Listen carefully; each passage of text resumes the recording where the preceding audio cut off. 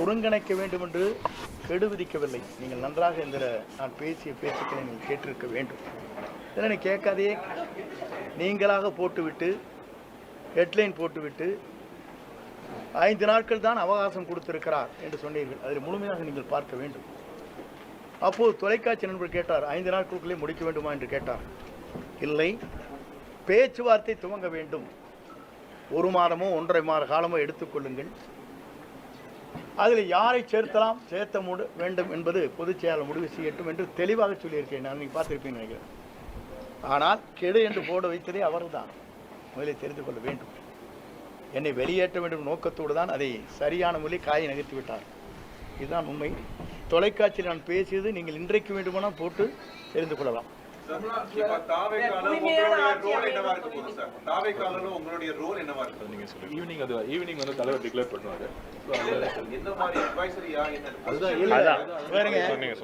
சாயங்காலம் மாலை அது அறிவிக்கும்.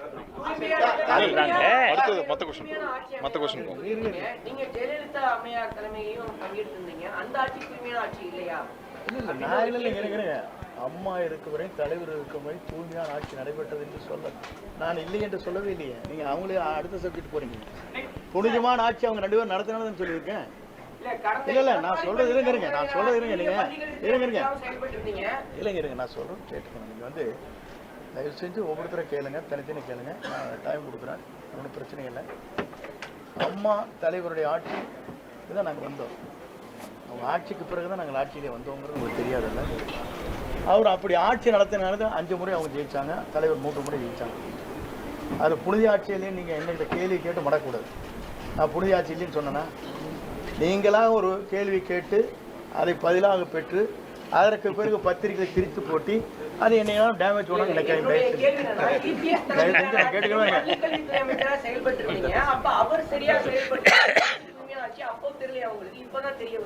இல்ல நீங்க அதுக்கு முன்னாலேயே நான் ஒரே ஒரு கேள்விக்கிட்ட பதில் சொன்னேன்.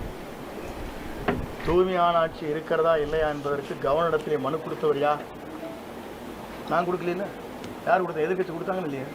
அப்புறம் எதை கேட்குறீங்க? நீதிமன்றம் சொல்லியிருக்கு அம்மையார் ஜெயலலிதா அவர்கள் A1 குற்றவாளி அப்படின்னு. அப்படி இருக்கும்போது அவரை எப்படி தமிழக வெற்றி கழகத்தில் இணைச்சுக்கிட்டீங்க? ஊழல் ஆட்சி அமையும் சொன்னீங்க. அது சார் உங்களுக்கு இல்ல ஒரே ஒரு காட்சி இருங்க சொல்லிட்டீங்களா? நீங்கள் குறுக்கேள்வி கேட்கறா எனக்கு நல்லா தெரியும். நான் சொல்லிடுறேன் உங்களுக்கு பதில். தயவு செஞ்சு உங்களுக்கு சொல்லிடுறேன். எப்படின்னா, அம்மா மீது குற்றப்பட்டிருக்கிற குற்றச்சாட்டு வேறு, அவர் தூய்மையானவர் என்பது வழக்கு மன்றத்தில் நீங்கள் சொல்வது வேறு, அவர் நடந்து கொண்ட முறைகள் வேறு. ஒரு வழக்கை ஜோடிக்கிற போது எப்படி வேண்டுமானாலும் ஜோடிக்கலாம். உங்கள் வேலை ஜோடிக்கணும்னு நினச்சேன்னா ஒரு அரசாங்கம் நினச்சா என்ன வேணால் பண்ணிடலாம். பண்ண முடியாதா? இல்லை அரசியலே இருங்க நான் சொல்லிடுறேன். நான் சொல்கிறது கேட்டு முடியுங்களேண்ணா. ஒரு ஒரு செட்டன் இது பண்ணுறது யார் பேரில் வேணாலும் ஒரு எஸ்டிமேட் போடுறீங்க. யார் போடுறான்? இந்த பில்டிங்கோடைய வேல்யூ என்னென்னு போட்டால் அவங்களுக்கு வேல்யூ குறைவாக போட்டிருப்பாங்க. அவங்களுக்கு வேண்டிய நண்பர்கள் இருப்பாங்க, அவங்க வேல்யூஷன் போடுவாங்க. பிடபிள்யூ ஒரு வேல்யூஷன் என்ன போடுவாங்க உங்களுக்கு தெரியாதா? உங்கள் நண்பர் உங்களுக்கு 100 செங்கல் அனுப்பிச்சா ஒரு நண்பர், ஒரு 100 மூட்டை சிமெண்ட் அனுப்பிச்சா உங்களுக்கு அதெல்லாம் எஸ்டிமேட்டில் வருமா? ஒரு வேல்யூஷன் போடுறது பிடபிள்யூங்க. ஆனால் கன்ஸ்ட்ரக்ஷன் செய்கிறது அவங்க குறைந்த விலையில் செய்ய முடியும். இப்போ நீங்கள் நிறைய தெரியும், பிடபிள்யூங்கிறது தனிப்பட்ட முறையில் பூஸ்ட் பண்ணி ஒரு கவர்மெண்ட்டுக்கு இவ்வளோ வரை எஸ்டிமேட் போடலான்னு சொல்லுவாங்க. பார்த்துருக்கீங்களா இல்லையா? வருஷம் 10% இன்க்ரீஸ் பண்ணுவாங்க. கேள்விப்பட்டிருக்கீங்களா இல்லையா?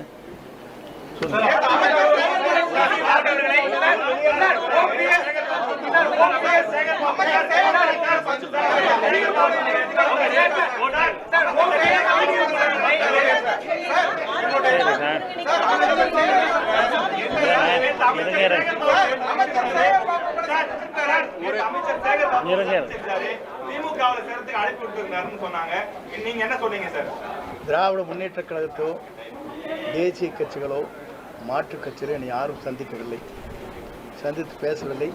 உங்கள் கருத்து மட்டும்தான் பேசியதாகவும் எங்கேயும் படம் இருக்குதா? காட்டுங்க. நானும் சேகர்பாபு இருங்க, சபாநாயகர் பார்த்து கரெக்டுங்க. நானும் சேகர்பாபு பேசியிருக்கேன் ஒரு படம் வந்துருக்கேன். காட்டுங்க, கண்ணு காட்டுங்க. இல்லை காட்டுங்க, நான் சொல்லிடுறேன் பதில். நான் யாரையுமே திராவிட முன்னேற்ற கழகமோ மாற்றுக் கட்சியோ பிஜேபியோ யாருமே என்னை அணுகவில்லை. அணுகிரியாக அணுகிரியாக இருந்தால் இல்லை இருங்க சும்மா நீங்கள் எதோன்னு சொல்லிட்டு கூடாது. நீங்கள் பாட்டுக்கு ஒரு கற்பனை உலகத்திலிருந்து பேசக்கூடாது. ஆகாயத்தில் வந்து இருங்க நான் சொல்கிறேன் கேளுங்க, தயவு செஞ்சு இருங்க கேளுங்க. பார்த்த மாதிரி ஒரு படம் காட்டினு நான் பதில் சொல்கிறேன். ஒரே நிமிஷம் சுபாஷ் சொல்லுங்க. ஒவ்வொருத்தரா கேளுங்க, ஒரே ஒரு தான் கேளுங்க. சுபாஷ் கேளுங்க. நீங்கள் என்ன சொல்றீங்கன்னா இது ஜனநாயக கட்சி, யாரை வேண்டுமானாலும் தங்களுடைய விருப்பப்பட்டவரை படத்தை வைத்துக் கொள்வதில் ஆட்சேபனையே கிடையாது. நான் படத்தை வைக்காத மாற்றி போட்டோம், இன்னைக்கே மாறிட்டியே டபுள் அடிக்கிறியான்னு கேட்பேன். நீ சொல்லுவா ஒவ்வொருத்தரா கேளுங்க. நீ அறிஞர் கமரி கொஞ்ச நேரம் நான் பேசுகிறேன்.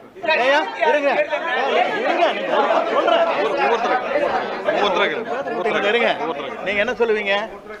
இன்னைக்கு அந்த படத்தை மாற்றிருந்தா இவரெல்லாம் என்ன பெரிய தியாகி, இவர் என்ன வந்து கொள்கை பிடிப்பவர், ஒரு நிமிஷத்துக்கு ஒரு கட்சி மாறிட்டு படத்தையும் கூட மாற்றிட்டு போட்டாருமே. இந்த வேஷ்டி கட்டினதே மாற்றின காரணமே கேஸ் போட்டாங்க பேரில், வேஷ்டி கட்டக்கூடாதுங்கிறக்காக மாற்றினேன்.